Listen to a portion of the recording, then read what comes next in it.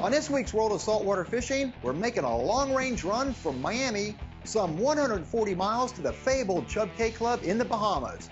I'm with friend Carl Grassi, and we'll be chasing down the offshore fish. Don't miss it.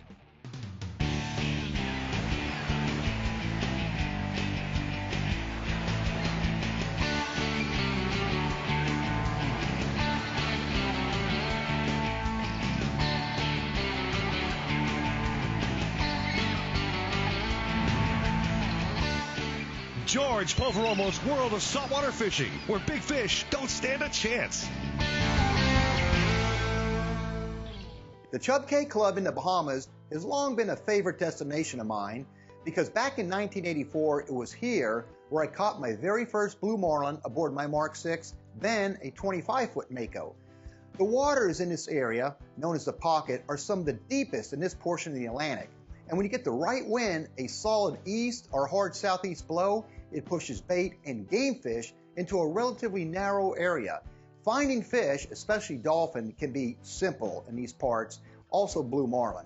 Over the decades, Chub Cay has had some financial difficulties, but fortunately, just this past year, a brand new owner took over the island and the club and renovated it and opened it back up to the public. Great news for offshore angling enthusiasts that fish out of South Florida. So George gave me a call, said he wanted to go to Chub Cay, do some fishing in the Bahamas.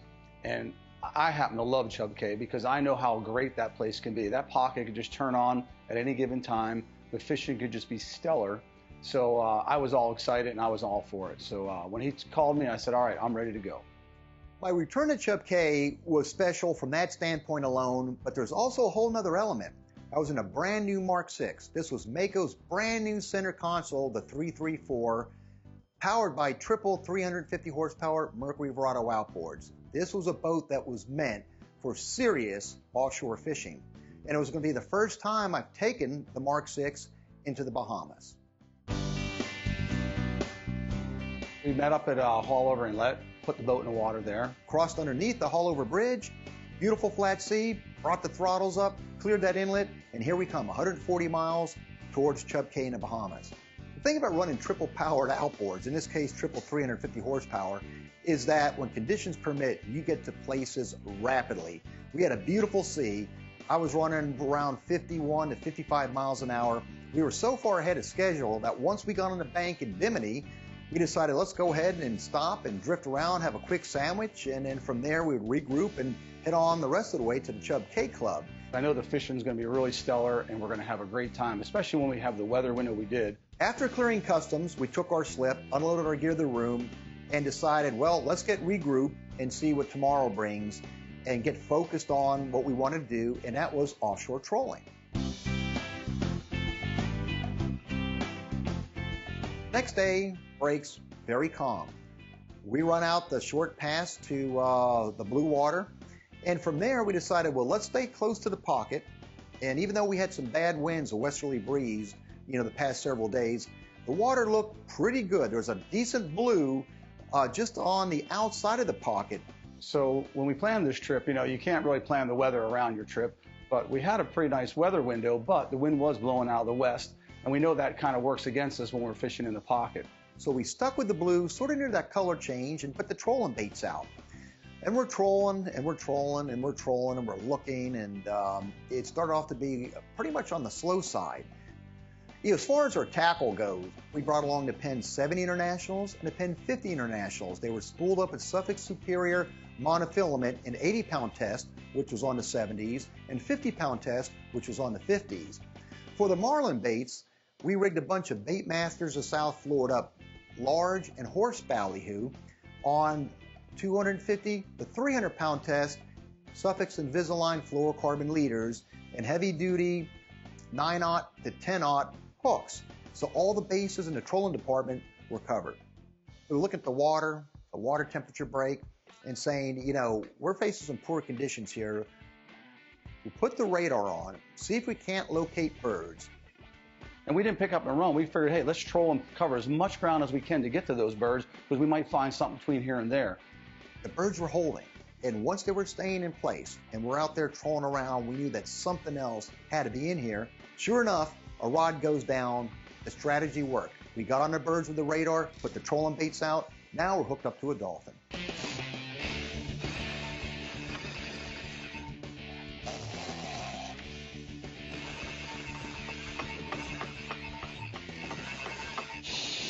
So you called it, you said it right when we got through them weeds, you're like, there's got to be dolphins down there. Well, we saw flyers, we saw some decent weeds. The area was starting to come alive. The other lines are working in case we have a follower. Yeah. In there. Any friends with them, we'll pick them up. Coming through the weeds.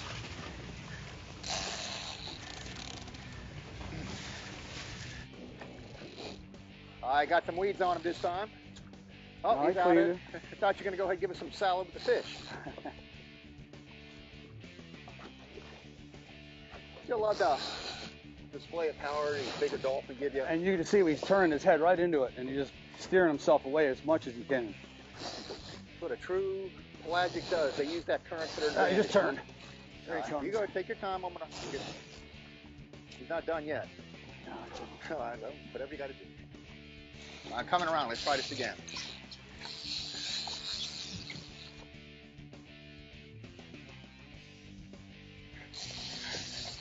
All right, hold on. You back up a little bit here. Back up, back up. Sounds like a nice one. Oh, yeah. Feels like a nice one. Beautiful, beautiful.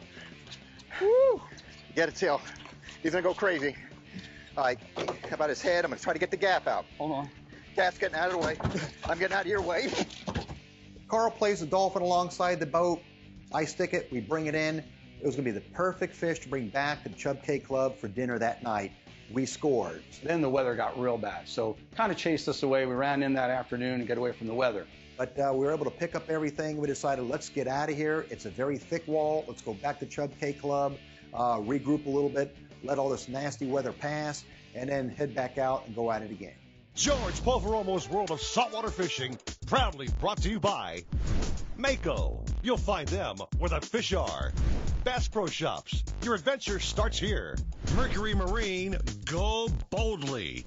SIMRAD and the revolutionary new Halo radar. Go with SIMRAD and go with confidence.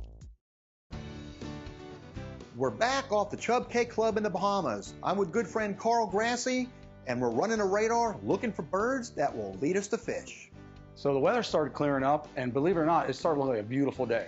Calm seas, so we're going to put some distance between us and Chub K, head toward down toward Andros. And the neat thing is we're in my game, which is run and gun. I love the run and gun because you never know what you're going to find, and you can roll up on things, and it makes it just so much easier fishing. You may waste some gas and some time, but when you find something, it's usually really good. We were running a brand new SIMRAD Halo pulse compression radar system. I have a 4-foot open array antenna. The thing about the pulse compression radar from SIMRAD is that there's no more manually fine-tuning the radar to locate birds. And I was the same way. As silly as that sounds, if you want to locate birds with the radar, you push the bird mode button on it, and it automatically fine-tunes the radar to locate birds. So this was the very first time we experimented with the bird mode on the SIMRAD. We punched bird mode, as simple as that. I saw the antenna change speeds, and that thing dialed in, and sure enough, no fine tuning whatsoever on the screen. We're marking birds, so we charge over there. So it's a long stretch of water, but we were flying low, trying to pick up signs that would lead us to fish.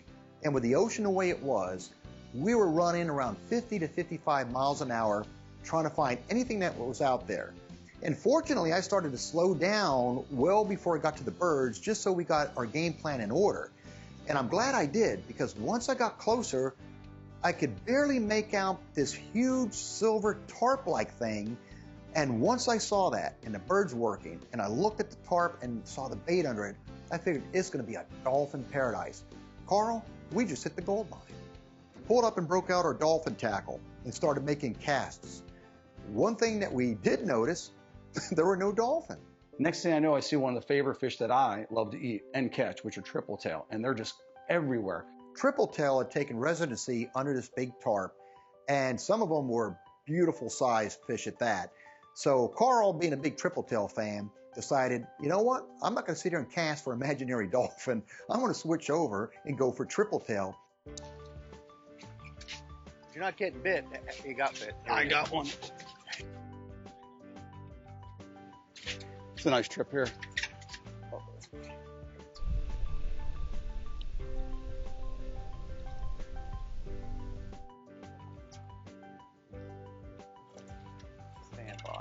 on it.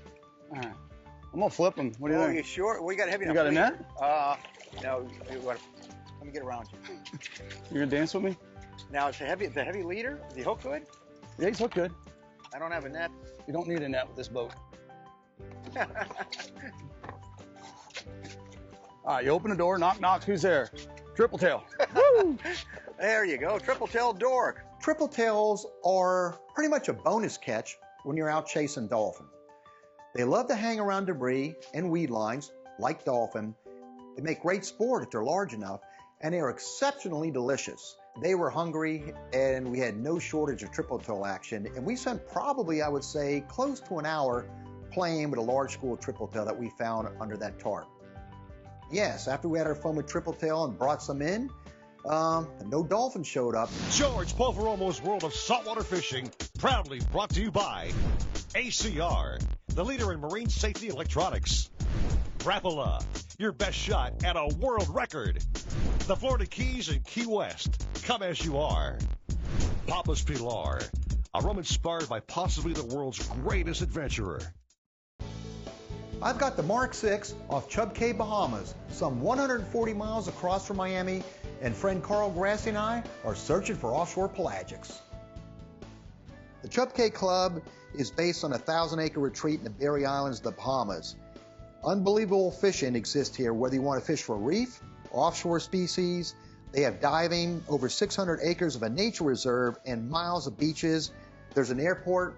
And I have to say, our rooms were just beautiful. We stayed in a house that was just fantastic. The real estate there, the houses they have on that island are probably, as good as any houses on any regular piece of property in Fort Lauderdale that's a multi-million-dollar mansion. I mean, here we are. We're in a house that has an elevator. The rooms are beautiful. The kitchen, granite countertops. We kind of got spoiled there almost. It's kind of funny. So keep an eye on the Chub Cay Club, brand new clubhouse, world-class facility. Without a doubt, you can bank on seeing a MARC VI back here. So here we are, we're on this beautiful tarp, and you would never want to leave a tarp like that. But like I said, not a dolphin to be seen, tons of triple tail, and we've already caught a couple of triple tail on that spot. So we're like, all right, let's go look for something a little bit better. Get back behind the wheel, look, turn the radar on, start looking, and sure enough, we see some birds about another 2 miles out. So put the throttles down, run over to those birds, and sure enough, we start looking. There's a lot of debris in the water, and there's a bucket floating. On this bucket is a huge triple tail. So I'm starting to think that all is in this area is triple tail, but you never know. You still got to put the time in, so we start fishing for that triple tail. And out of nowhere, just when we were getting focused on the triple tail, I see this big green flash moving. It's a dolphin. I knew there had been a dolphin here somewhere. Carl scrambled for a rod. I scrambled for a rod. And I watched the dolphin slurp down that bait. Oh, come on. He ate both baits, that fish. Look at him right here. He's going to jump. So he picked mine up, and next thing I know, you cast that squid out, and I'm waiting to set up on him, and he eats your squid at the exact same time. So, one fish, 2 lines. Oh, well, we're going to arm wrestle. Who gets the bragging rights here? Oh, that's let's work him. We've got to be real careful. He's green, and we got to think of a gaffing I'm going deal. to gaff. I'm going to put my rod down. Wait, he's not done yet.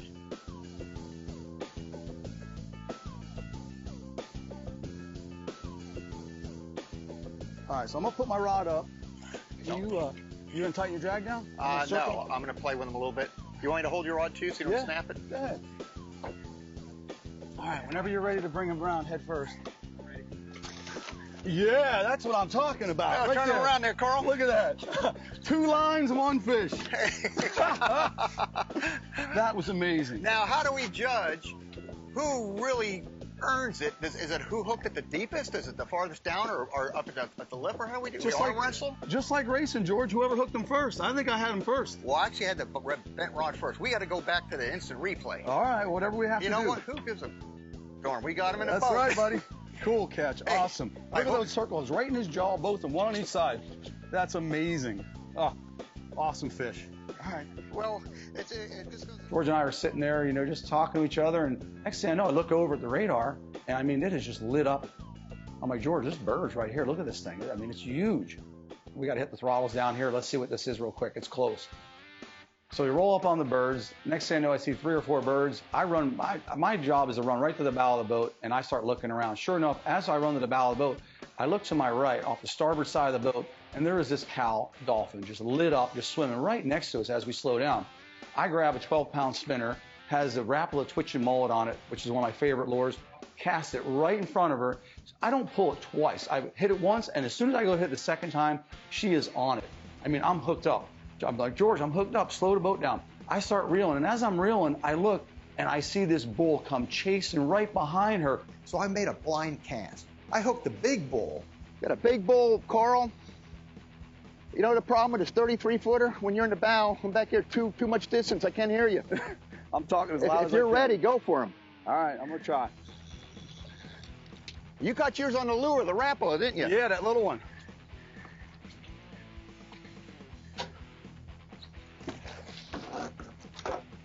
You all right? Hell yeah. I like that sound. Get them all the way in. All right, I'm all by me now.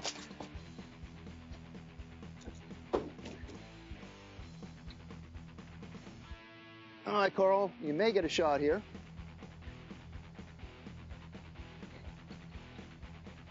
Coming up. Jump.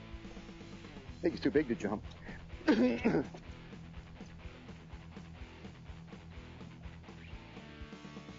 Just watch the line, okay? Watch the boat.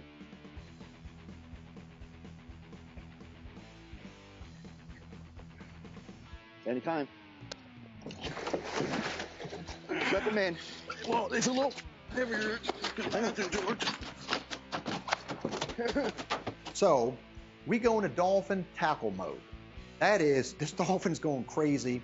The only thing that we could do to prevent it from going overboard is to try to tackle it. So Carl and I are back there trying to keep this dolphin down. This thing is flipping up and hitting us.